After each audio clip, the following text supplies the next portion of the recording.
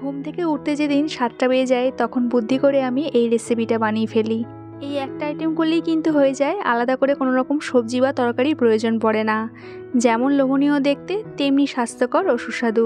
ঘরে থাকা উপকরণ দিয়ে কিন্তু বানানো হয়ে যায় আর সময়টাও অনেকটাই কম লাগে। জলখাবার হিসেবেও খেয়ে নিতে পারেন কিংবা স্কুল অফিসের টিফিনেও দিয়ে দিতে পারেন।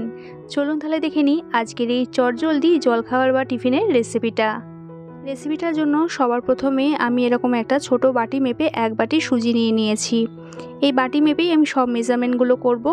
আর এই বাটি মেপেই 1 বাটির একটু কম জলটা দিলাম। জল আর সুজিটা একটু মিশিয়ে নিয়ে 5 মিনিটের জন্য ঢাকা দিয়ে দেবো। আর যতক্ষণ সুজিটা একটু রেস্টে থাকছে ততক্ষণ বাকি প্রিপারেশনগুলো করে নেব। আমি এখানে এই রেসিপির জন্য একটু বাঁধাকপি নিয়েছি, কুচিয়ে নিয়েছি, একটা গাজর নিয়েছি আর একটা কাঁচা আলু। সবার আগে আলুটা এরকম গ্রেট করে নেব। আমি এখানে বাঁধাকপি, গাজর, আলু নিয়েছি। আপনারা কিন্তু আপনাদের কাছে যা সবজি অ্যাভেলেবেল থাকবে তাই দিয়েই বানিয়ে ফেলতে পারবেন। যেটাই নেবেন একটু মিহি করে কুচিয়ে বা এরকম গ্রেট করে নিয়ে নেবেন। আলুটা গ্রেট করে জলের মধ্যে দিয়ে দিয়েছি যাতে আলুটা কালো না হয়ে যায়। আর গাজরটা একটু ছাড়িয়ে নিয়ে ভালো করে ধুয়ে নিয়ে তারপর এরকম গ্রেট করে নিচ্ছি। তবে গাজর গ্রেট করার পর আর ধুতে লাগবে না। যতক্ষণ এই সবজি গ্রেট করতে সময় লাগে সেইটুকু সময়ই সুজিটা রেস্টে রাখতে হবে, তার থেকে বেশি আর রাখার প্রয়োজন নেই। এবার আমি সুজিটা দেখে নেবো, সুজিটা আগের থেকে অনেকটাই ফুলে গেছে। এবার এই সুজির সাথে একে একে সবজিগুলো দিয়ে দেব। যে কোনো সুজির টিফিনে টক দইটা দেওয়া হয়, এখানে কিন্তু আমি টক দই ব্যবহার করব না, এমনকি বেকিং সোডাও ব্যবহার করব না। আলুটা জল থেকে এরকম একটু জলটা প্রেস করে বের করে দিয়ে দিলাম। এরই সাথে দিয়ে দিলাম 2 থেকে 3টে কাঁচা লঙ্কা কুচি, 1 চামচ আদা গ্রেট করে দিয়ে দিলাম। সবশেষে স্বাদমতো নুনটা এখানে দিয়ে দেব। এবার এই সব উপকরণগুলো একসাথে খুব ভালো করে একটু মিক্স করে নেব। চাইলে আপনারা এখানে একটু পেঁয়াজ কুচো অ্যাড করতে পারেন, সেক্ষেত্রে একটা মিডিয়াম সাইজের পেঁয়াজ একটু স্লাইস করে কুচিয়ে দিয়ে দেবেন। আমি এই রেসিপিটা পেঁয়াজ ছাড়াই করছি তাই পেঁয়াজটা দিলাম না। ভালো করে মিক্স করে যাওয়ার পর এখানে ওই বাটি মেপে 1 বাটি আটা দিয়ে দিলাম। এরই সাথে ওই বাটি মেপেই 1 বাটি জল নিয়ে নিয়েছি, তবে পুরো জলটাই একসাথে ঢেলে দেবো না। প্রথমে অর্ধেক জলটা দিয়ে আটাটা সব কিছুর সাথে ভালো করে মেখে নেব, তারপরে অর্ধেক জলটা দেব। এইভাবে গ্র্যাজুয়ালি জলটা দিয়ে মাখলে আটার কোনো রকম লাম্পসটা থাকবে না এবং মিক্সারটা খুব ভালোভাবে রেডি হবে। আটার বদলে এই রেসিপিটা আপনারা ময়দা দিয়েও করতে পারেন, তবে আটা দিয়ে করলে বেশি স্বাস্থ্যকর হয়। আর এখানে আমার 2 ভাগে জলটা দিয়ে ভালো করে ব্যাটারটা রেডি হয়ে গেছে। আর এই ব্যাটারটা কিন্তু একটু ঘন হবে, ঠিক যেমনটা আমি দেখাচ্ছি এইরকম একটু ঘন হবে। সবশেষে একটু ধনেপাতা কুচো দিয়ে দিলাম।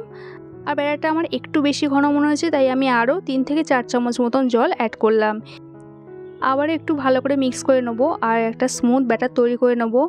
এই কাজটা যদি হ্যান্ড উইক্সে করা যেত তাহলে খুব তাড়াতাড়ি হয়ে যেত। আমার হাতের কাছে চামচটা ছিল বলে আমি চামচ দিয়ে করে নিয়েছি। আর ফাইনাল ব্যাটারের থিকনেসটা দেখুন ঠিক এরকমই হবে। আর আমি এখানে একটা জিনিস দিতে ভুলে গেছিলাম, সেটা হচ্ছে গোটা জিরে। 1/2 চামচ মতন গোটা জিরে দিয়ে আবারও একটু ভালো করে মিক্স করে নিলাম। আর ব্যাটারটা কিন্তু ফাইনালি একদম রেডি। ভাজার জন্য আমি এরকম একটা ছোটো মাপের ফ্রাইং প্যান নিয়ে নিয়েছি যাতে মাপটা একটু গোল মতন আসে, তবে যে কোনো পাত্রে কিন্তু এটা ভাজতে পারেন। প্রথমে ফ্রাইং প্যানে অয়েল ব্রাশ করে দিলাম, তারপরে এরকম 2 হাতা ব্যাটার দিয়ে দিলাম। আর ব্যাটারটা দেওয়ার পর এরকম একটু স্প্রেড করে দিলাম, হাতার সাহায্যে একটু এরকম গোল শেপ করে দিলাম। গ্যাসের ফ্লেমটা কিন্তু এই সময় একদম লোতে রাখতে হবে। কভার করে দিলাম 1 মিনিটের জন্য। 1 মিনিট বাদে আমি কভারটা খুলে নেব। আর দেখুন ওপরটা কিন্তু একদম ড্রাই হয়ে গেছে, মানে একদিকটা খুব ভালোভাবে সেট হয়ে গেছে। এবার এটা উল্টে দেব।